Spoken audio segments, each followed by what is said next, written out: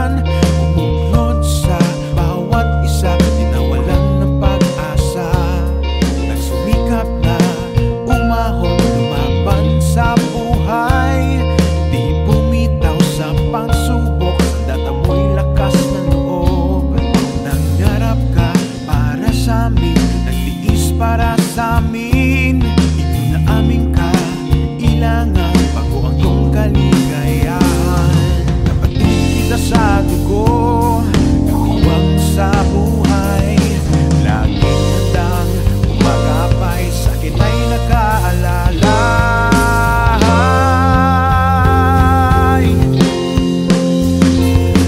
Kaibigan ka rin tunay, karami sa ano pa man.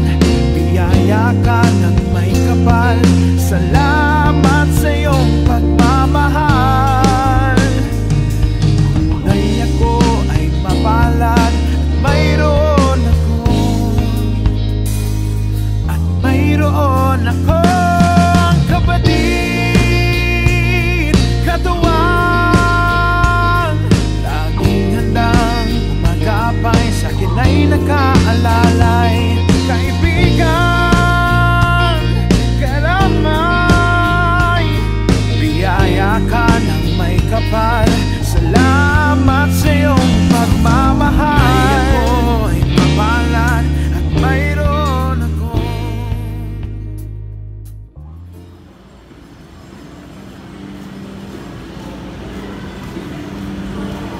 Ate Guard, pwede pa po ba magpa-enroll? Pwede pa. Teka, mawalang sinesunod. Baka naman po mapagbigyan niyo ako ngayon lang. Sige na nga.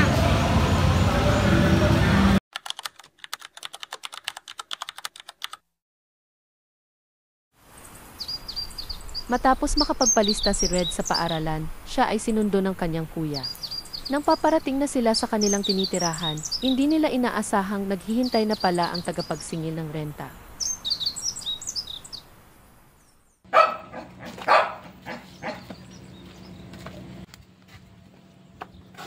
Hoy! Magbayad na kayo!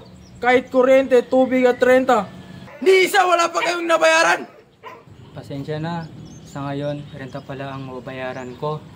Renta lang? Paano ang kuryente at tubig? Ang tagal ko nang naghihintay oh! Kung ako sa'yo, maghanap ka ng maayos na trabaho para naman makapagbayad kayo ng maayos. Kailangan sa susunod, kumpleto na ito ah.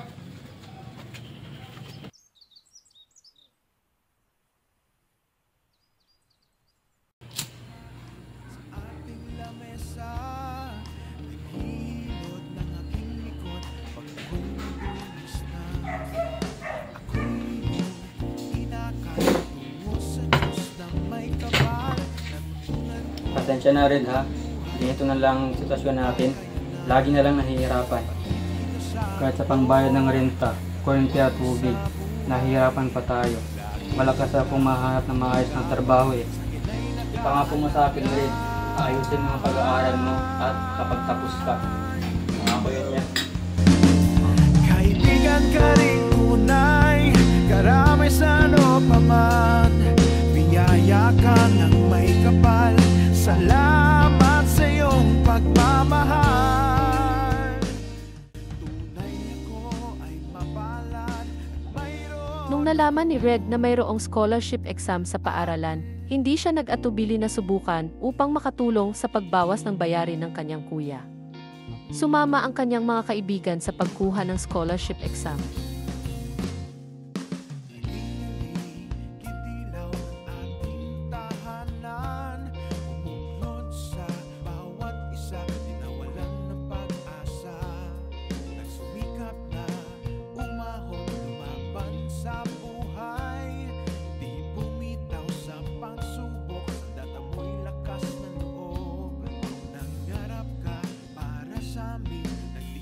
Para sa amin,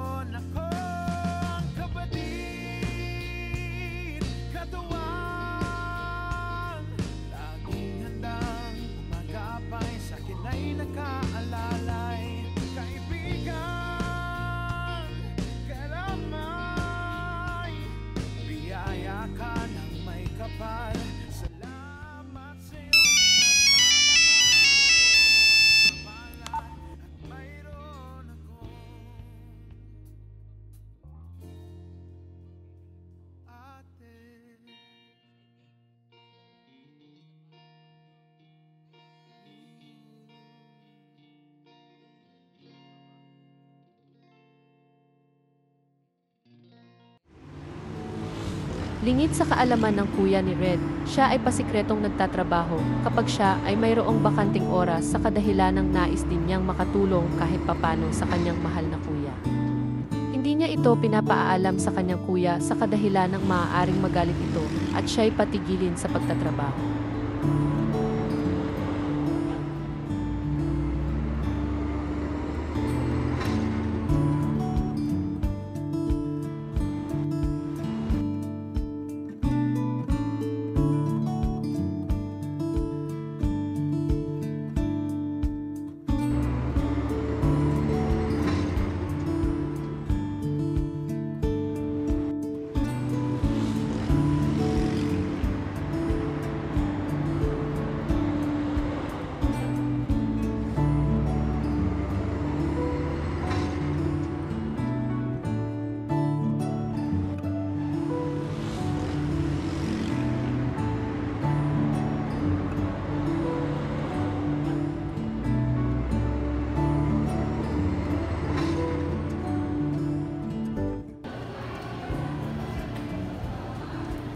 Pre, sa'yo mga parati mong kasama.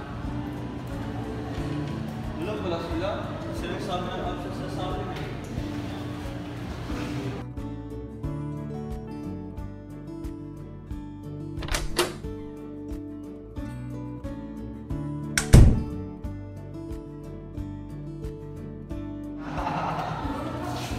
Good afternoon, class.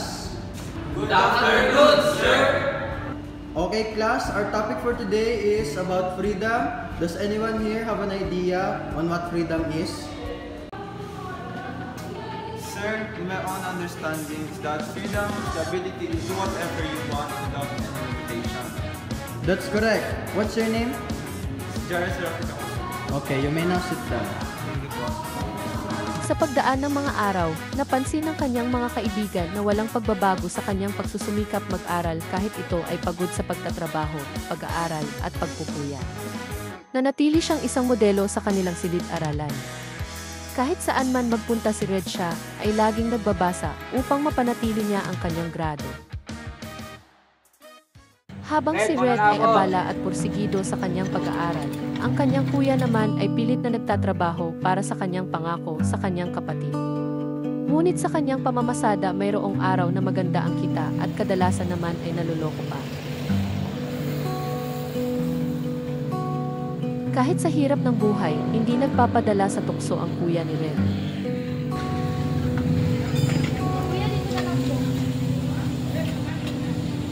Ate, yung bayad nyo! Kuya, pwede pa sakay? Doon lang sa may bangkay.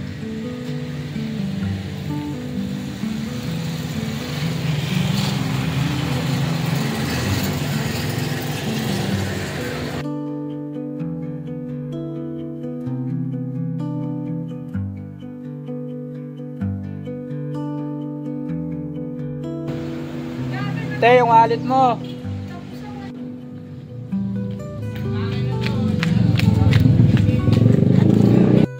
Sa maghapong pamamasada parang naramdaman ng kuya ni Red ang sobrang pagkahina ng kanyang katawan na parang naupos.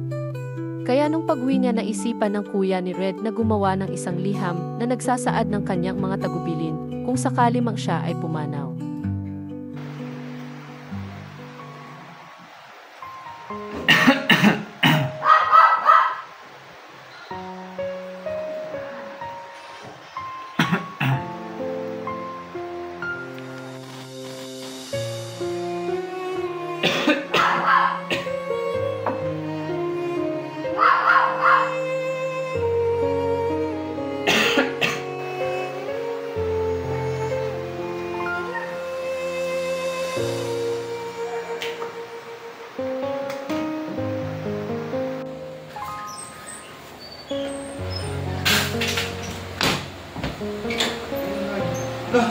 Kuya!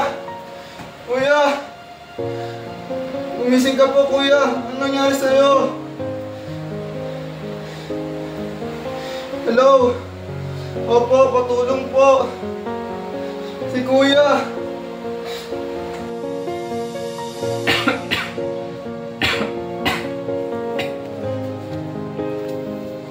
Mainit ka pa rin, kuya.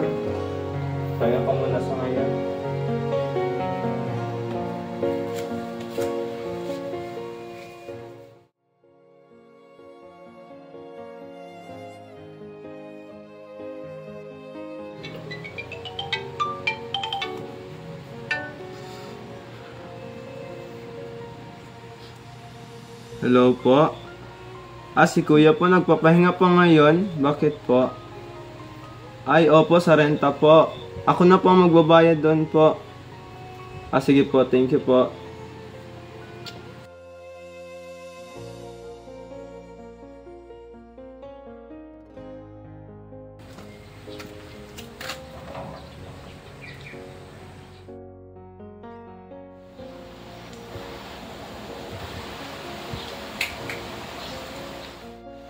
Ay, kayo po pala yan. Pasok po muna kayo.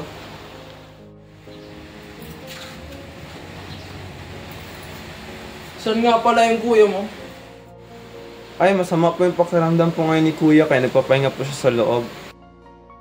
Di ba tumawag ako sa inyo nung nakaraan? Nasaan na ang pambayad nyo ng renta? Ay, oo nga pala. Wait lang po. Kunin ko na po saglit sa loob.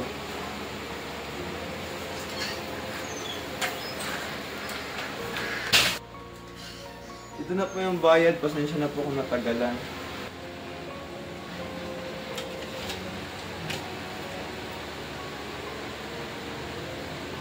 Salamat at nakapagbayad din kayo.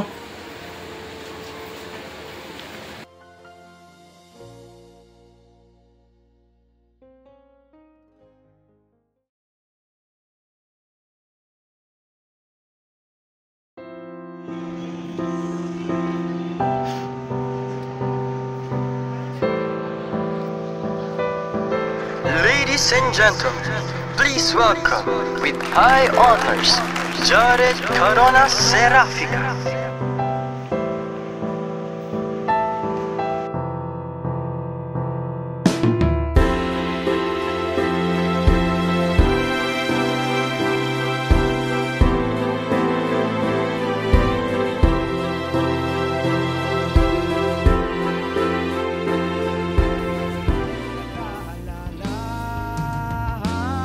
Kuya, ito na yan. Oo, ito na yan. Kaibigan ka rin tunay, karamay sa ano pa man. Biyaya ka ng may kapal, salamat sa iyong pagmamahal. Tunay ako ay